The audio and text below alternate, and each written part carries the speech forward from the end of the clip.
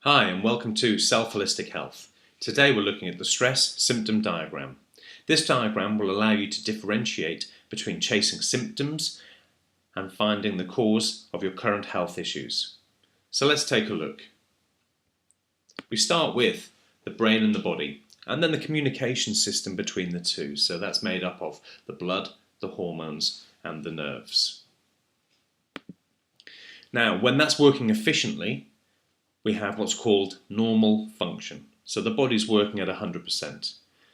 Now, ask yourself this question. How many people do you know who have 100% function? So there's nothing wrong with them. I'm guessing very few. Now, when the body is working at 100% function, which is normal, by the way, it should be at ease. However, when the body is no longer at ease and not working at 100%, then we have what's called a malfunction. And very often with a malfunction comes symptoms. So when we have symptoms, this is the way that the body communicates with us. It's the only way it can communicate. So it tells us it doesn't like what we're doing to it on a daily basis. And the current medical model that generally most of us follow would be to go and look for some symptom relief.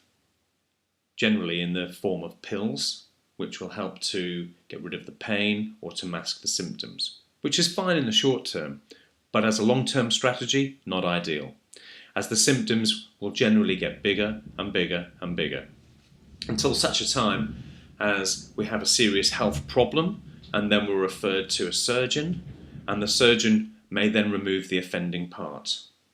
So if we keep avoiding the symptoms, generally what happens is that we end up with dis-ease in the body.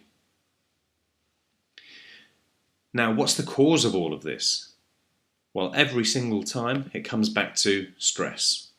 And we have 6 different types of stress. So we have physical, nutritional, emotional, mental, spiritual, and environmental. Now, an example of this is, say, take nutritional. So eating low quality, non-organic foods, not eating right for your metabolic type, that will produce stress in the body.